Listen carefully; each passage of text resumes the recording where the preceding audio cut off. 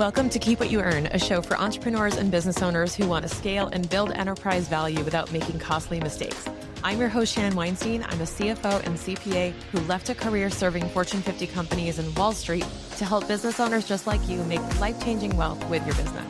These episodes are meant to be super tactical and actionable, but please remember, consult your own financial professional before you implement anything you learn in this podcast.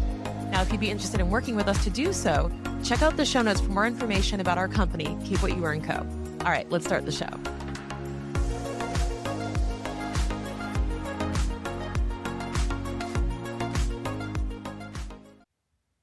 All right, so finally we come to actually building enterprise value.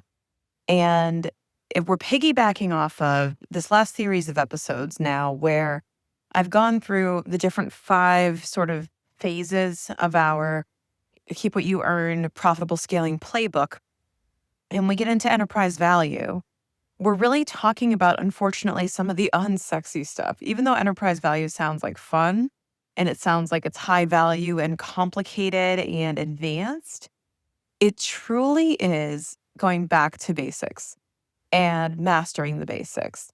So enterprise value kind of feels like, when you're playing a video game and throughout the whole video game, you're typically leveling up or you're collecting maybe treasure or gems or something along the way. And then you get near the end and then you realize, oh, wait, I can't move forward until I go back and complete all these extra side quests that I had ignored in the pursuit of advancing as quickly as possible from level to level. Now, that's what I always did anyway. And I consider enterprise value like going back and finishing all the extra work of the side quests, dotting all the I's, crossing the T's in your business. And by that, I mean, we have to go back to SOPs, processes and procedures, making sure we have a way that is effective to train people, to onboard and offboard new team members, new clients and patients and customers. We want to make sure that we've got everything buttoned up where, for example, if you wanted to take a couple weeks off, you could do that successfully because you have all the processes in place to do that. Not only are we talking about processes and procedures in the operational side, which is kind of honestly the hard part to do after you've already run a business that's at this point where you're even contemplating an exit, chances are that you've made it so far in your journey that going back and writing these SOPs might be a massive headache. At least it was for me. We've been writing them along the way, but they keep developing and changing. So if you're in high growth mode, this is a great time to leave a trail of breadcrumbs on, hey, this is what we're doing. This is why we did it. The team will change, the team will evolve, the team will grow, and you're going to need these resources. The other thing that you want to consider is just if you're well set up from a tax standpoint. So this is the point where you really want to be digging into meeting with possibly a tax strategist, lawyers. You want to be managing risk better in terms of what you're actually keeping in the business. You want to have a solid strategy on how you manage your money. And by that, I mean not just that you're making more than you're spending, but that you're actually putting a certain amount in savings. Maybe you're investing in a brokerage, who knows, that you have a process in place on this is how we finance around here. This is how we money. This is how we do it. And the how-tos are really clear. Now, I mentioned risk management, and I want to make sure that this gets called out. This is when you start engaging with lawyers. This is when you start engaging with your CPA tax strategist, CFO, hopefully, by this point, and that you're really digging into the weeds of what could put your business at risk, either of a lower valuation, of losing money, of getting sued, of a breach. Let's talk IT, right? This is when you want to be fully invested in possibly a cybersecurity solution, ideally earlier than this. Again, this is not super linear. Like you don't have to wait till you're fully cash flowing and fully profitable to hire someone to help you with this.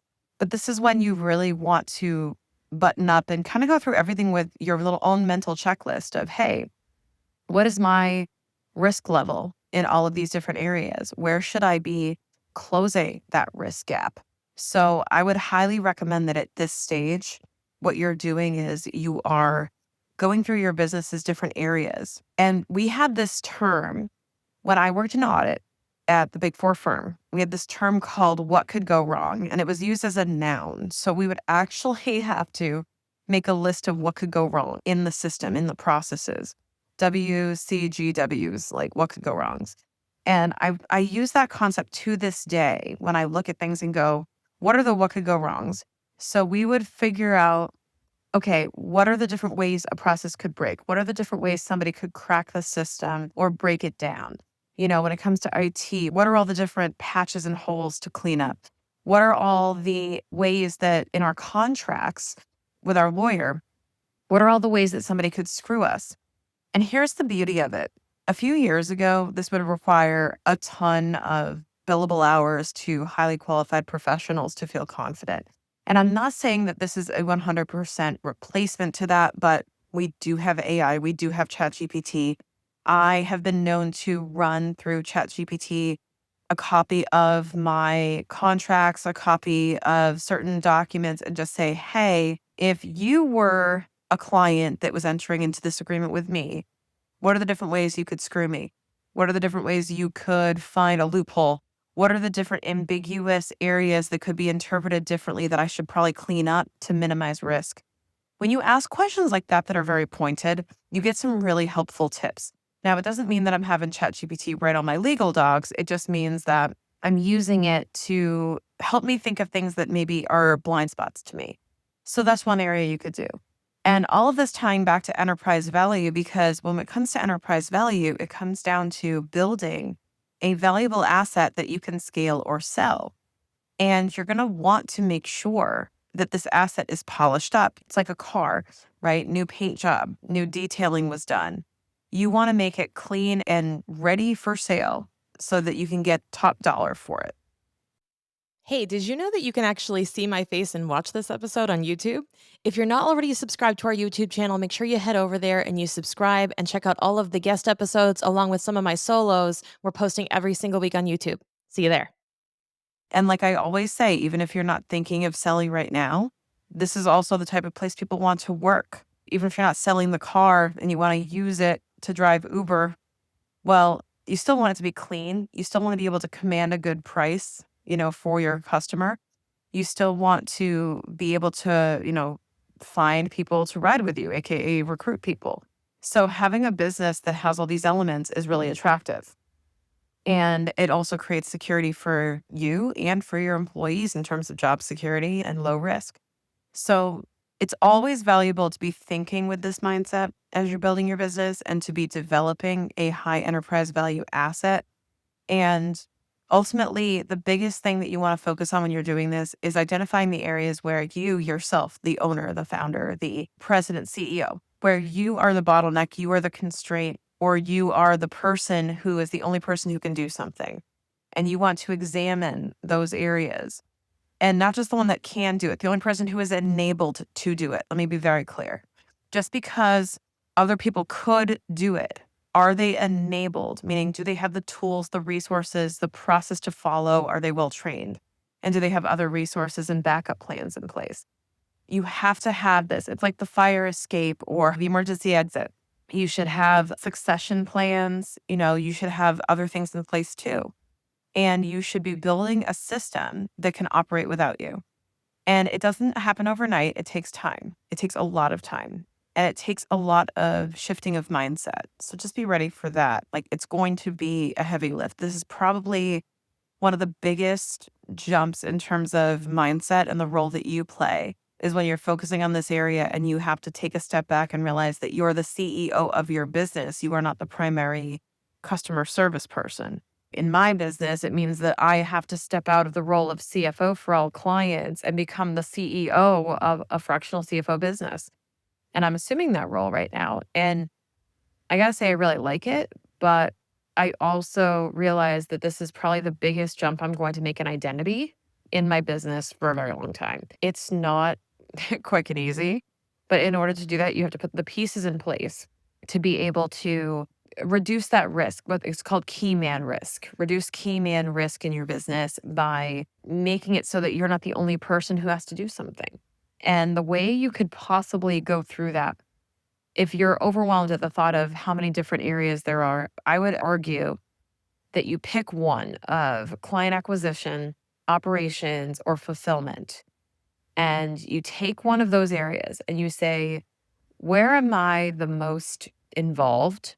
Where it doesn't have to be me. And that's a great place to start SOPs.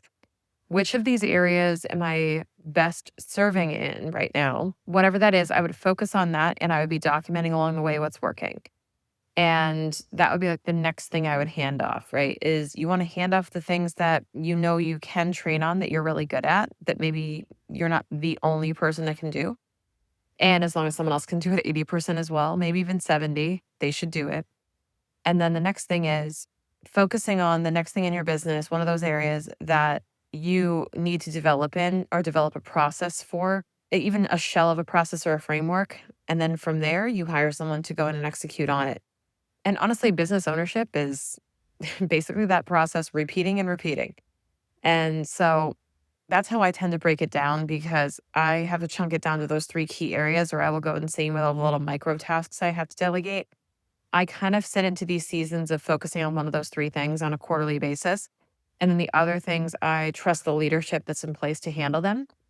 And I become secondary or consulted on those things mostly. And I really focus on one of those three areas every quarter until we really refine the process and hire the right people installed. And it's working pretty well, having that focus area. And I would recommend something like that for you if you tend to get overwhelmed easily. So, when it comes to building enterprise value, what you have to realize is that this is the details. This is where some of us founders, entrepreneurs struggle with it, because it involves going back to the basics, back to the side quests, and really picking up all the pieces so that you can hand this off to someone else to do. And you can really step into that role so that you can manage the business of it all and not just be in the fulfillment realm and not just be in the details.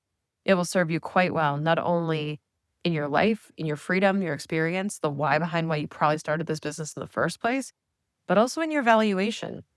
Because let's not forget, it comes down to dollars of valuation. And a high value business is an asset that produces cash flow. Whether it be on an ongoing basis or in a lump sum through its sale, it is valuable. And that's what you're trying to build. Don't forget that.